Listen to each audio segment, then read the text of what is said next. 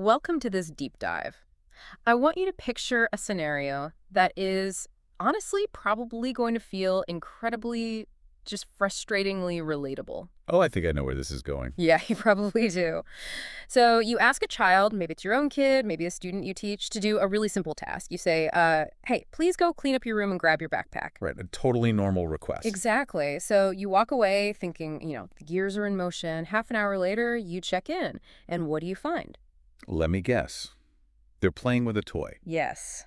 Sitting on the floor, staring into space, completely engrossed in some random toy they found under the bed. They have absolutely, completely forgotten what you asked them to do. And in that moment, the adult reaction is almost universal. Your blood pressure just absolutely spikes. Oh, totally. The frustration is visceral because, well, it feels intentional, right? Right. Our immediate kind of gut level adult instinct is to slap a label on that behavior. We think, they're being lazy or they're just stubborn or worst of all, they are actively defying me. Yeah, that's the big one. But modern psychology and specifically like the neuroscience of how a developing brain actually works paints a picture that is just so much fairer to the kid and honestly a lot more actionable for us as adults. It really is, and that is exactly our mission today. We're drawing from some incredibly insightful guides provided by Playprint Pals and the Sherazade Library to explore the mechanics of executive dysfunction. Which is a huge topic. It is, yeah. So specifically, we're zeroing in on two massive hurdles: working memory and time blindness. We're going to explore how to distinguish between intentional defiance and a genuine skill delay. Crucial difference. Absolutely. And then we're going to look at the practical solutions from morning routines to, homework habits. Okay, let's unpack this. I want to start with a piece of neurological context that, for me, completely reframes this entire conversation. Right, the brain development aspect. Yeah. When we talk about executive functions like planning, focusing attention, regulating emotions, we're talking about the brain's frontal lobe. And the timeline for when that hardware is actually fully installed is much later than most people assume. Considerably later. I mean, the frontal lobe does not fully mature until our late 20s. Late 20s, that's wild. Yeah. So when you're dealing with a 6-year-old, a 10-year-old, or even a teenager, you are dealing with a biological system that is quite literally under construction. The wiring just isn't finished. Exactly. The neural pathways just aren't fully insulated yet. And the most critical piece of that developing hardware, at least for our purposes today, is working memory. So let's define that mechanism clearly, Well, because I think it's really easy to confuse working memory with just remembering things. Like, remembering your address or your favorite movie. right. That's a really common misconception. Yeah. Working memory is not your long-term storage vault. It's more like your brain's mental scratch pad. Mental scratch pad. I like that. Yeah, or think of it like a small physical desk. When you're actively working on a task, you pull files out of the filing cabinet and put them on the desk to use them. Okay. Making sense so far. But the desk has strict physical dimensions. Hmm. If you put too many papers on it, the older ones don't just get disorganized, they get pushed entirely off the edge onto the floor. So they're just gone. Gone. Completely gone from your immediate awareness. I understand the limitation in theory, but let's apply it to a real-world example from the research. There's an instruction an adult might typically give a kid in the morning. The shoe routine. Yeah. You say, go to your room, get your shoes, come back to the kitchen to put on your socks, and wait at the door. Now, as an adult, I hear that and think, isn't that just getting dressed? Right. It feels super basic. I do that on autopilot. Why does a basic sequence like that just overwhelm a kid's mental scratch pad? Well, it feels like a single action to you because your adult brain has the capacity to bundle those steps into one, overarching file called Get Ready. Oh, I see. But a young child's brain processes each of those steps as a separate, distinct file. And if we look at the developmental capacity data, a 6-year-old's mental desk can generally only hold 2 to 3 items at a time. Wait, only 2 or 3? Yeah. A 14-year-old can hold maybe 5 to 6. So by giving that specific instruction, I'm literally handing a 6-year-old 5 files for a desk that only holds 3. Precisely. Let's trace what happens in their brain. 1, go to your room. 2, get your shoes. 3, come to the kitchen. That's already full. Exactly. 4, put on socks. 5, wait at the door. By the time they physically walk down the hallway to their room, get your shoes, and come to the kitchen, have already been pushed off the desk by the cognitive effort of just, navigating the house. And then they see the toy on the floor. Right. That new visual stimulus becomes an urgent new file, and whatever was left of your instruction is instantly wiped out. Wow. You didn't just give them a hard task, you literally forced their brain to drop the information. That fundamentally changes how I view the kid sitting on the floor with toy. It's a capacity failure, not an attitude problem. Exactly. And this same biological limitation applies to how kids process time, doesn't it? Like the concept of time blindness. Yes. Time perception is not something we are born with. It's a developing executive skill. Because time is abstract. Right. When you tell a child, you have 10 minutes to finish your breakfast, that phrase is completely meaningless to them. Time is invisible. Right. I was thinking about this. It's kind of like being in a windowless casino. Oh, that's a good comparison. Well, when you have no external cues, like no sun going down, no clocks on the wall, you have no internal metric to gauge if you've been sitting at a blackjack table for 10 minutes or 3 hours. It's just a continuous, unstructured, present moment. That is a perfect analogy. Without a fully developed internal cognitive clock, asking a child to pace themselves over 10 minutes is demanding they navigate a landscape they can't even see. They're flying blind. Literally. If they are doing something boring, 2 minutes feels like an eternity. If they're doing something highly stimulating, an hour vanishes in what feels like seconds. Which brings up a very, very messy reality. If their biology limits their memory and their perception of time, how do we avoid becoming completely permissive adults? Right. Where's the line? Yeah, because kids do push boundaries. A child absolutely can be defiant. How do we draw the line between a biological skill gap and a kid who is just, testing our authority? This is the crux of the matter, and the guides provide a fantastic framework for this. Distinguishing defiance from a skill delay requires us to step back and look for specific patterns in their behavior. So it's not about just one incident. No, it's not about judging a single isolated moment. It's about reading the underlying mechanism of the behavior. So let's play out a hypothetical scenario. You tell a kid to put away their laundry, and they don't do it. How are we investigating that? First, you look at their language and their emotional response when you confront them. A child who is actively defying you is engaged in a power struggle. They know what they're doing. Yes, they are making a conscious choice. When you ask why the laundry isn't done, they might look right at you and say, I didn't want to. Or they just ignore you. Exactly. They might ignore you entirely with a sense of calm, sometimes even smug insistence. They are in control of the refusal. Okay. Whereas a child with a skill delay, They're usually genuinely bewildered. Their language reflects honest confusion. They'll say, I forgot, or I lost track of time. and they actually mean it. Yes. Mhm. And crucially, their emotional state matches that confusion. You'll often see visible frustration, anxiety, or even shame. Because they wanted to get it right. Right. They intended to put the laundry away, but the file fell off their mental scratch pad. The failure actually distresses them. That makes total sense. But I can hear a skeptical parent right now saying, sure, my kid says they forgot to do their chores, but they never forget the complicated rules to their favorite video game, so they clearly have the memory when they care about it. Yeah. How do we parse that? That is such a common observation. And it brings us to the second pattern to look for, consistency across settings. Okay, tell me more. You have to understand that high-interest activities like video games flood the brain with dopamine. Dopamine, the magic chemical. Exactly. Dopamine acts like a temporary, high-powered spotlight that completely bypasses the normal limitations of working memory. It allows them to hyperfocus. So the video game is effectively cheating the system. Exactly. So to find a true skill delay, you don't compare chores to video games. You compare chores to other low dopamine routine tasks across different environments. Like school versus home. Yes. Yeah. Does this happen universally? A defiant kid might refuse to do laundry at home because they want to test your authority, but they follow all the rules at school because the teacher is stricter. The behavior is situational. Got it. But if it's an executive function delay, the hardware limitation exists everywhere. They forget their laundry at home, they constantly lose their jacket at school, they wander off during soccer practice drills. Yes, the pattern of dropping files happens regardless of who is in charge. Another key indicator is how they respond to support.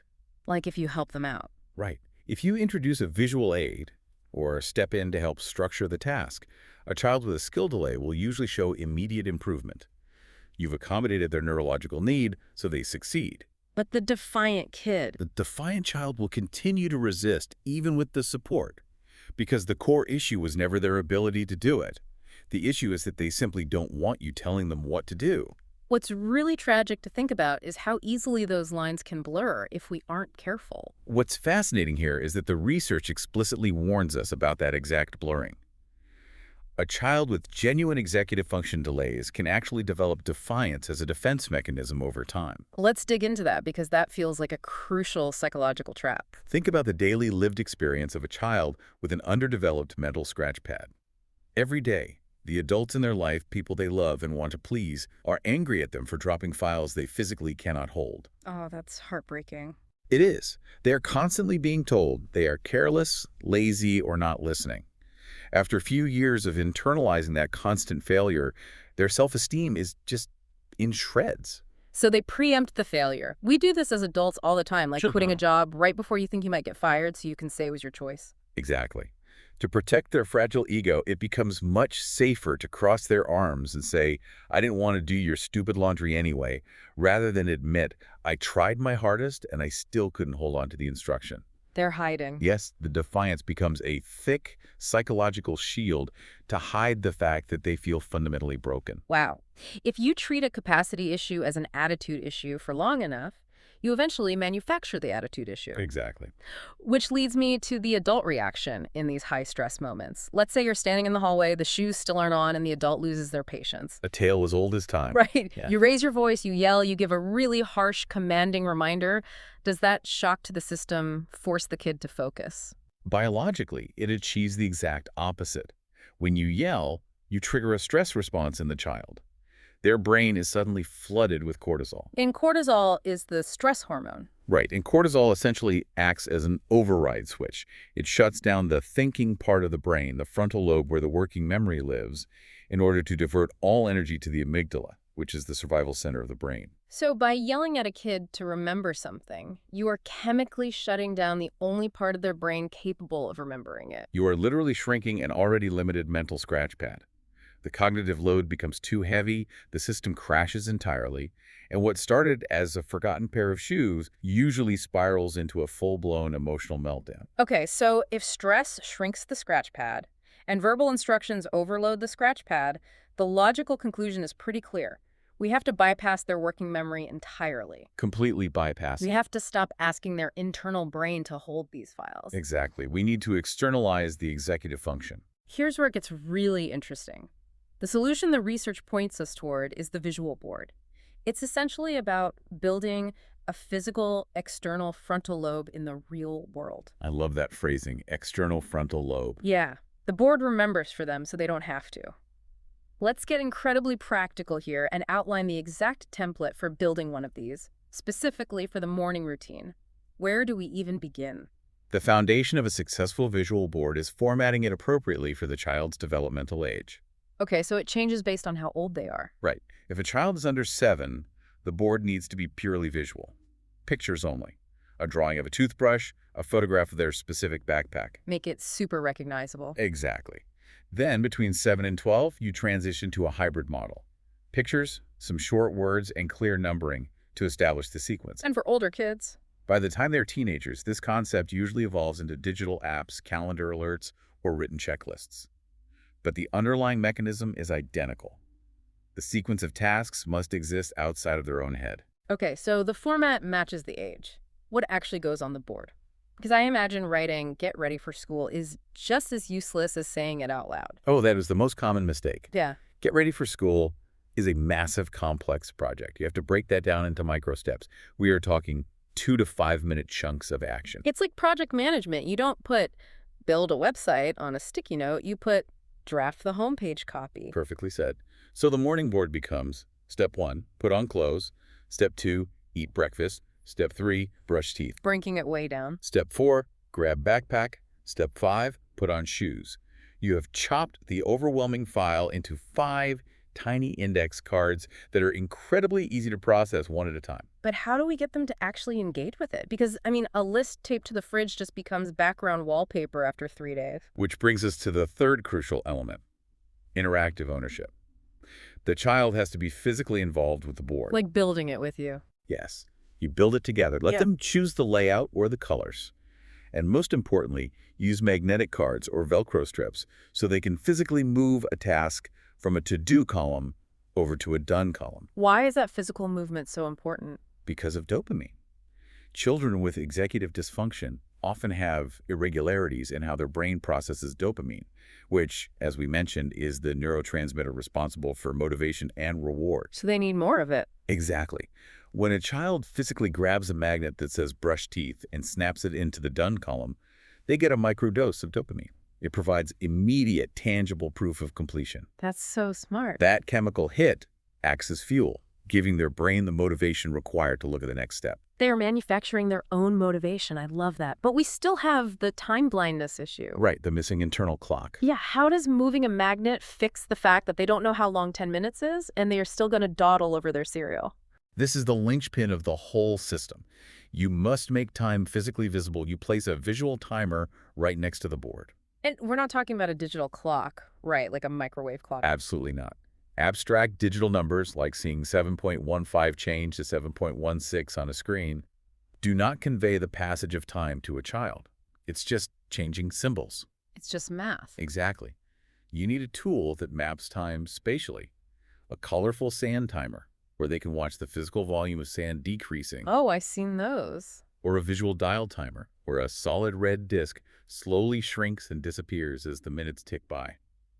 They don't need to understand the concept of 5 minutes. They just need to look up and see that the wedge of red color is almost gone. They can physically feel the space shrinking. That spatial translation is brilliant. Okay, so getting out the door in the morning with this board is a huge victory. But their day doesn't end in the driveway. No, then they have to go to school. Right. The guides we're looking at also detail how these techniques translate to the classroom and the absolute battleground of homework. Let's look at school first. One of the heaviest cognitive lifts for students with executive dysfunction is something called cognitive flexibility. What's that? That's the brain's ability to smoothly shift gears from one set of rules or expectations to a completely different set. Right. It's like slamming on the brakes in a car and immediately throwing it into reverse. Moving from the chaos of recess to sitting silently for math requires shutting down dozens of mental files and pulling up entirely new ones. Exactly. And to act as a clutch for that transition, teachers can utilize a classroom transition board. How does that work? Well, rather than just barking at the class to put their reading books away and get out their math worksheets, the board visually dictates the steps of the transition. It shows exactly what materials go away, what the behavioral expectation is while moving, and what materials come out next. It removes the ambiguity. Yes, and the panic of shifting gears. And what about when they bring that work home? How do we structure the homework hour so it doesn't end in tears? You apply the exact same microstep philosophy with a homework board. Instead of letting a child stare at a terrifying, vague pile of textbooks, the board dictates the specific order of attack. So it tells them what to do first. Yes. It lists the subjects, assigns an estimated visual time block for each using our red dial timer, and provides that crucial, satisfying checkoff space when the subject is completed. It creates a tunnel of focus. That's a great way to put it. They don't have to expend any mental energy deciding what to do next. The board decides for them. And for long-term projects, the things that aren't due tomorrow. For older students, the transition to a submission board is highly recommended. This is a visual tracker specifically for assignment deadlines. Because verbal reminders don't work. Exactly. If a teacher verbally announces on Monday that an essay is due Friday, that information is practically guaranteed to fall off a faulty mental scratch pad by Tuesday afternoon. Right. A submission board anchors the deadline in physical reality. The impending due date is always visible, so the student is never relying solely on their internal memory to prompt them. It is so incredibly systemic. It's about designing an environment that actively supports the brain they currently have, rather than punishing them for the brain they don't have yet. Very well said. Before we wrap up, I want to ask for some rapid-fire advice for the adults. We understand the biology now, we have the tools, but what internal rules do parents and teachers need to enforce upon themselves to make this actually work? The first rule is perhaps the hardest. Never compare kids. Oh, that is so tough to avoid. The instinct to say, why does your younger sister remember her coat and you can't, is so strong. It is, but you have to actively suppress it. Biologically, a 2 to 3 year gap in executive maturity between peers of the exact same chronological age is completely normal. Wow. It's like expecting every 12-year-old to be exactly the same height just because they're in the same grade. Precisely. You wouldn't shame a child for being shorter than their classmate, so you cannot shame them for having a slower developing frontal lobe. The variance is normal. Okay, what's the next rule? The second rule for adults is to give extra time without adding shame. When they are moving slowly, instead of sighing heavily and saying, "Hurry up, why does this always take you so long?" Hmm? You have to shift your tone to that of a co-pilot. A co-pilot, I like that. You point to the board and calmly say, "I know this takes time. Just look at your next step." You are de-escalating the cortisol, keeping their frontal lobe online. Yes. Third, provide immediate praise per microstep. Do not withhold your approval until the entire morning routine is flawlessly executed. So praise them right away. Praise them the literal second they move the brush teeth magnet to the done column.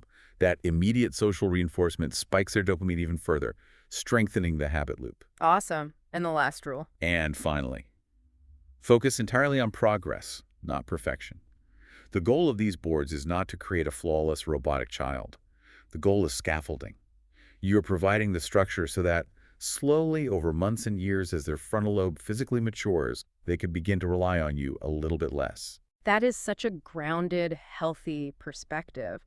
And for our listeners who are dealing with these challenges daily and want to explore the science and the strategies even deeper, there are a few books the research heavily recommends. Yes, some really great resources out there. Yeah, Smart but Scattered is brilliant for practical, everyday home strategies.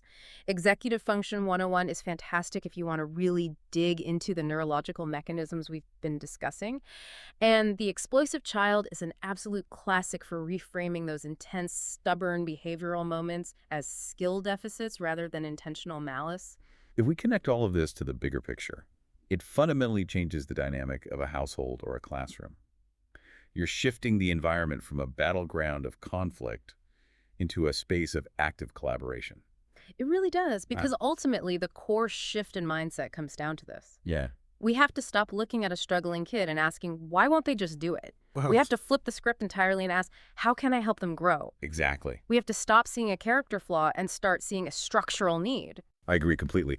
And, I'd like to leave the listener with a final thought to mull over, because it's so easy for us adults to get on a high horse about this. So what does this all mean for you, the listener? How do you internalize this? Think about how you navigate your own adult workday. You almost certainly use a digital calendar on your phone to tell you where to be. You likely have sticky notes stuck to the edge of your computer monitor. Oh, guilty as charged, right. You set alarms to remind you to log into a meeting. You write out visual to-do lists in a notebook. Oh, absolutely. If my calendar app crashed, I would literally cease to function. I'd be wandering the streets with no idea what I was supposed to be doing. Exactly. We, as fully grown adults with completely mature frontal lobes, rely heavily on a massive web of external tools just to get through a standard Tuesday. That's so true. So if we require all of those visual aids and reminders to function, Uh-huh. why on earth do we expect children, whose brains are still decades away from fully developing, to navigate their complex, chaotic lives purely from memory? That is such a powerful perspective shift. We eagerly afford ourselves the tools to succeed, and we need to afford them the exact same grace. Thank you all for joining us on this deep dive. Hopefully, tomorrow morning's routine looks just a little bit brighter. We'll catch you on the next one.